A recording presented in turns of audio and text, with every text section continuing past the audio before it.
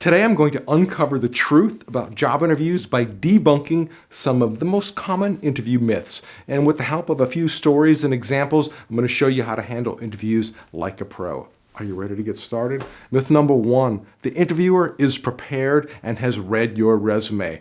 Unlikely. Interviewers are probably some of the most unprepared people, the most inexperienced people, and they probably haven't read your resume at all. So you might want to be ready in the interview to walk them through your resume. And I've had this happen to me many times where I get in there and they're like, whoa, can you walk me through your resume?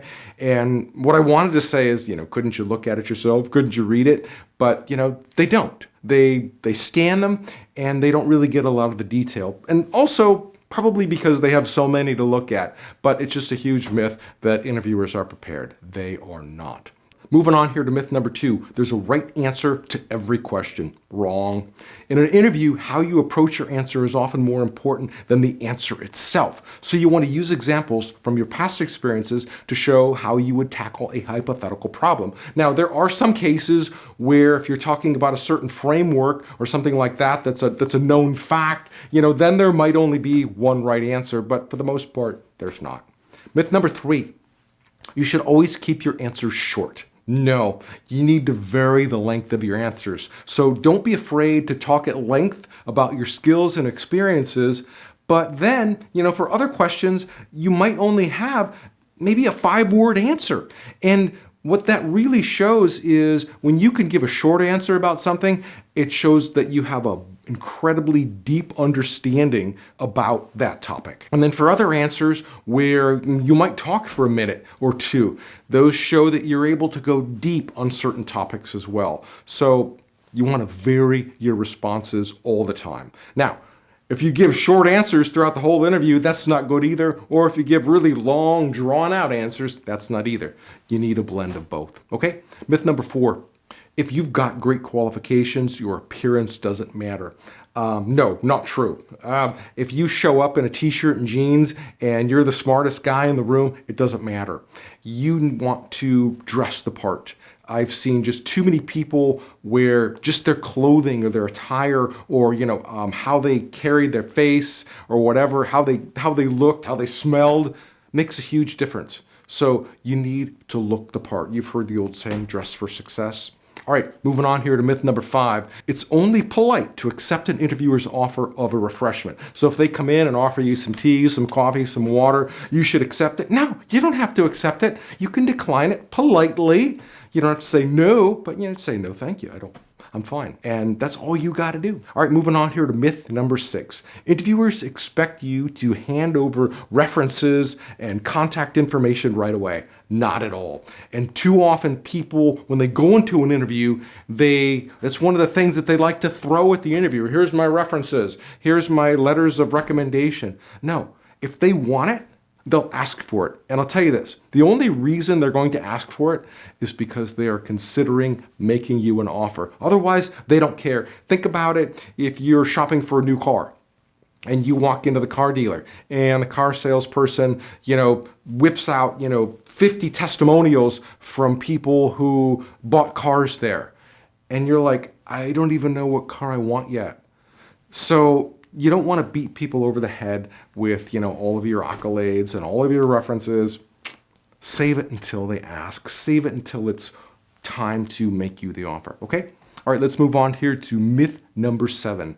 When asked, where do you see yourself in 5 years, you should show tremendous ambition. No, not at all. What you want to do is just emphasize your desire to learn and make a valuable contribution to the company. I mean, you might be in a position where in 5 years, you're just going to move up from, junior to not junior anymore. It just depends on the type of role. Some roles you can move up from, entry level to senior level in 5 years, but it just depends on the role. So you don't have to give them this grandiose plan for the next 5 years. And most people can't really even see that far out, but you should have some idea of where you want to be, okay?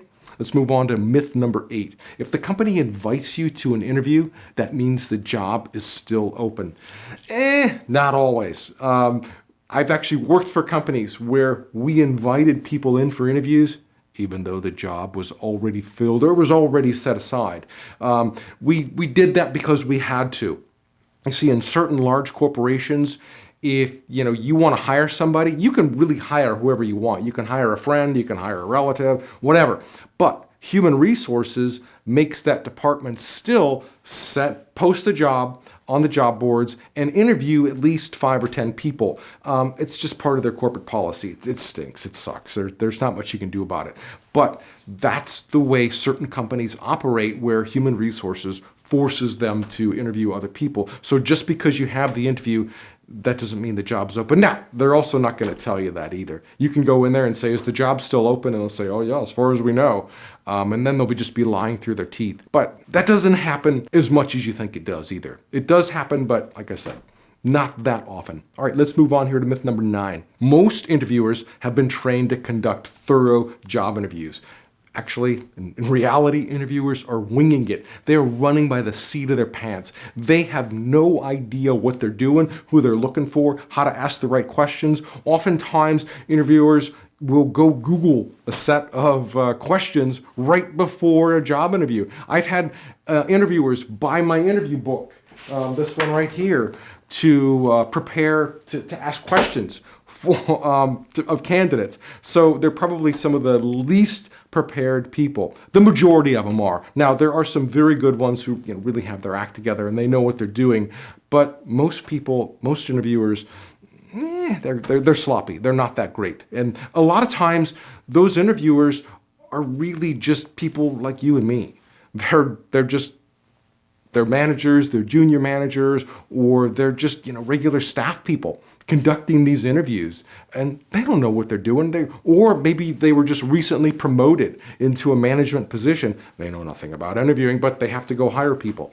It just happens all the time. It's sad, and I hear about it all the time from people telling me, that their interviewer was so mean, or their interviewer didn't understand them, whatever. But it happens, and that's just part of the game.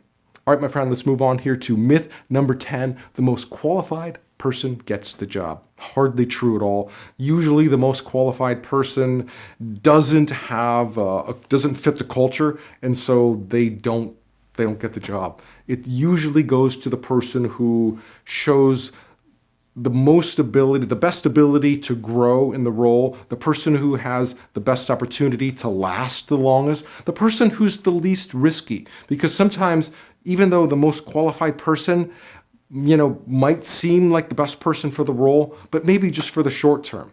The interviewer might feel that person might only last, a year or two in the role, and then they're going to quit.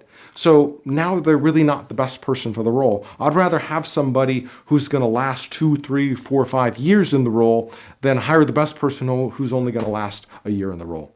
That's just how it goes in the interview world. So that's why you want to show them that you're really interested in what they're doing, and that you show a long-term commitment to that company, and that you want to be there for the long term.